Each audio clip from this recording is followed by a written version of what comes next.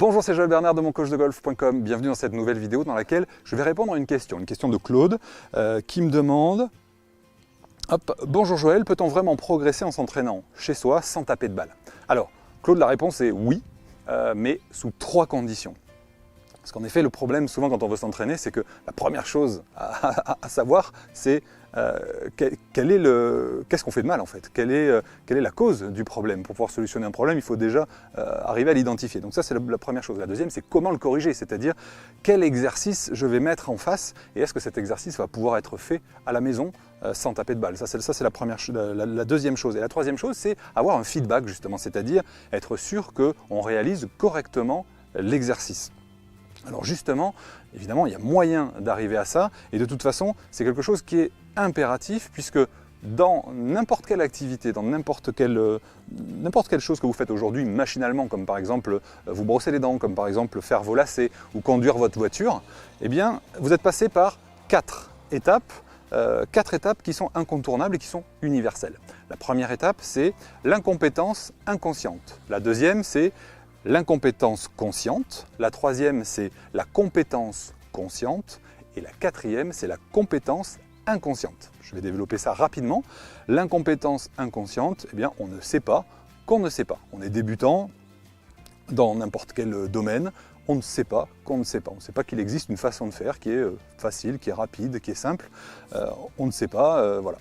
Donc ça, c'est le premier niveau. On passe tous par là. Le deuxième, c'est qu'on va avoir une incompétence consciente. Au bout d'un moment, on découvre que, d'autres personnes arrivent à faire quelque chose. Comme quand on était enfant, on voyait les autres enfants, les plus grands, qui marchaient. On a vu qu'ils parlaient, etc. Et donc, on a vu que ça existait. Donc, on était consciemment, incompétent. On n'arrivait pas encore à marcher, on n'arrivait pas encore à parler, mais on était conscient qu'il y avait moyen d'y arriver. Troisième étape, la compétence consciente, c'est-à-dire qu'on commence à marcher, on commence à parler, mais ça demande beaucoup de réflexion et on est en train de piloter ce qu'on fait, on réfléchit à ce qu'on fait.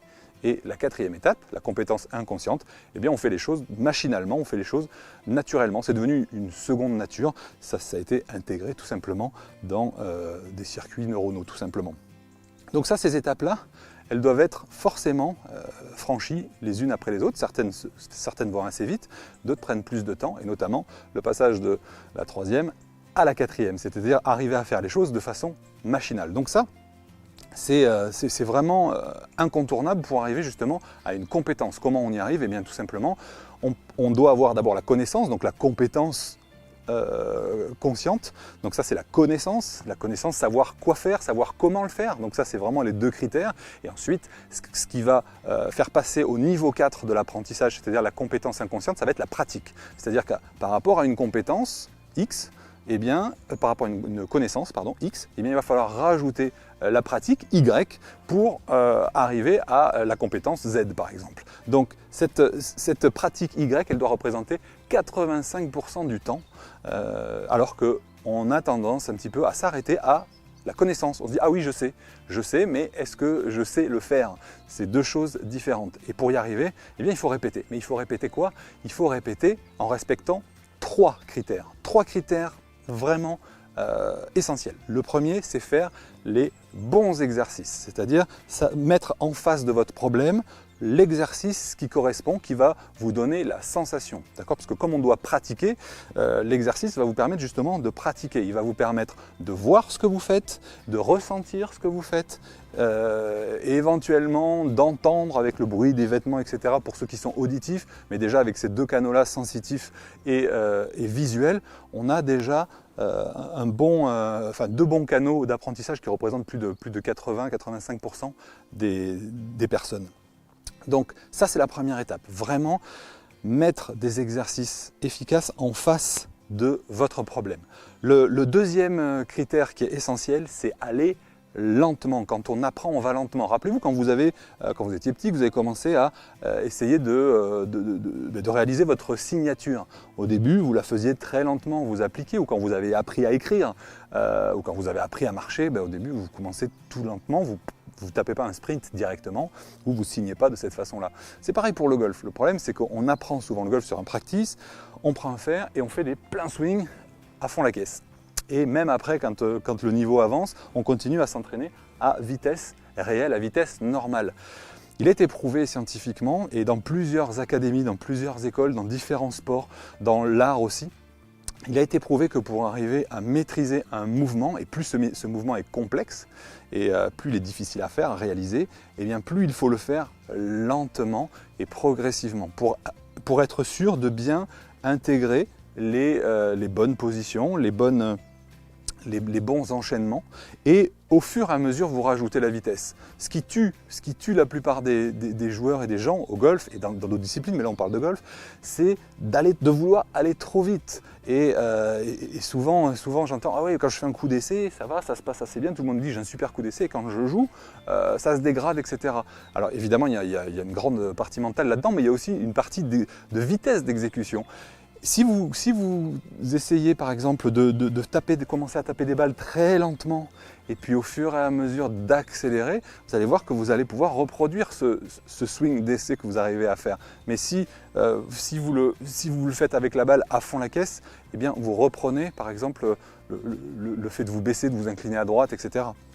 Donc deuxième critère essentiel, allez doucement et augmenter la vitesse au fur et à mesure. Ballesteros expliquait dans son livre, Severiano Ballesteros expliquait dans son livre Le golf au naturel, il disait qu'il passait beaucoup de temps chez lui à rester dans des positions pendant 5 secondes par exemple, en fermant les yeux, en ressentant cette position, en remontant, en y revenant. Donc tout ça très lentement. Pourtant ce sont des joueurs ce sont des athlètes qui ont une perception fine de ce qu'ils font. Et justement, ça fait une bonne transition, c'est que le troisième critère essentiel pour progresser à la maison, sans taper de balle, c'est d'avoir un feedback, c'est-à-dire de voir ce que vous faites. Parce qu'il y a une grosse différence entre ce qu'on fait et ce qu'on pense faire. Donc quand on travaille, autant travailler dans le bon sens. Alors le feedback, c'est quoi? C'est utiliser un miroir en pied, c'est parfait. Moi, chez moi, j'utilisais les baies vitrées, les fenêtres pour travailler par exemple ma position au sommet. J'avais tendance à avoir un club qui croise vers la droite. J'ai travaillé pendant des heures et des heures pour arriver à positionner mon club dans le plan au lieu de croiser. Je vous garantis qu'en y allant tranquillement et en positionnant, en répétant, en fermant les yeux, en ressentant, ça marche du tonnerre. Il faut du temps, mais au moins il y a un résultat. L'autre chose aujourd'hui, c'est ça, c'est que avec un smartphone, avec une tablette et les applications qui existent, d'ailleurs vous allez avoir de mes nouvelles très rapidement, les membres en premier, puisque je vais vous envoyer un mail à vous en premier, vous allez recevoir l'application Mon Coach de Golf, en tout cas comment récupérer l'application Mon Coach de Golf très bientôt, ces prochains jours, vous allez avoir de mes nouvelles. Et donc il existe plein d'applications où vous pouvez vous filmer pour voir ce que vous faites, et c'est vraiment un atout. Il ne faut pas tomber non plus dans l'excès et se filmer tout le temps, etc. Mais contrôlez ce que vous faites. Un simple miroir peut faire l'affaire, ou sinon avec un smartphone et une application où vous filmez, vous pouvez voir le ralenti, vous pouvez tracer des lignes, etc. et voir ce qui se passe. Alors si justement vous avez envie d'avoir des points de repère précis dans toutes les phases du swing, que ce soit dans vos fondamentaux, dans votre démarrage, dans le sommet de la montée, comment déclencher la descente, comment bien traverser en extension, comment finir son swing, bref, si vous avez envie également d'arriver à vous autocorriger, c'est-à-dire arriver à identifier ce qui cloche en plein parcours et pouvoir rectifier la balle d'après, ou si tout simplement vous n'avez pas le temps d'aller prendre des cours avec un pro sur le practice ou de vous entraîner, et que quand vous allez au golf, eh bien, vous allez sur le parcours, ce que je peux comprendre, eh bien, c'est l'opportunité de rejoindre le programme Entraînement Indoor Express. C'est un programme d'entraînement sur 7 jours. Il dure 7 jours, que vous pouvez bien sûr répéter, évidemment, et ça dure 10 minutes par jour. 10 minutes par jour, vous faites 3 exercices pendant 3 minutes, et vous allez du coup prendre les bonnes habitudes, avoir les bons repères. Vous allez faire des exercices que j'ai sélectionnés, les 27 exercices les plus efficaces que j'ai donnés pendant des années à mes élèves pour qu'ils puissent s'entraîner à la maison sans être obligés de venir travailler au practice, parce que beaucoup d'entre eux n'avaient pas le temps de venir s'entraîner 3 fois par semaine. C'est pourtant ce qu'on a besoin si on veut arriver à changer les choses. Dites-vous bien que si vous prenez un cours et que vous entraînez une fois, vous n'allez pas pouvoir l'intégrer. Donc c'est l'occasion justement de faire ça à la maison. Eh bien justement, je propose une offre en ce moment, une offre de moins 100 € sur la formation entraînement, le programme d'entraînement Indoor express. Vous pouvez cliquer juste en dessous pour aller voir.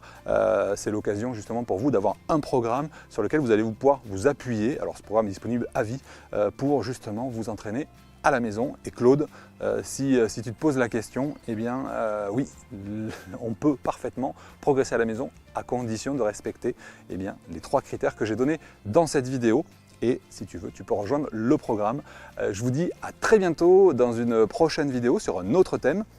Je pense que je répondrai aussi de temps en temps comme ça à des questions que vous me posez, puisque vous en posez pas mal. Ça prouve que vous me faites confiance et je vous en remercie. Merci aussi si vous me suivez depuis un moment et si vous êtes membre de plusieurs de mes formations. D'ailleurs, un petit message aux membres de l'académie. Je vais faire une petite webconférence la semaine prochaine. Je vous envoie un mail pour justement répondre à vos questions. J'ai vu qu'il y avait pas mal de questions dans le forum, ça communique pas mal là, et bien je vais répondre à toutes vos questions en direct. Je vous envoie un petit mail. En tout cas, merci de votre attention et à très bientôt sur mon coach de golf.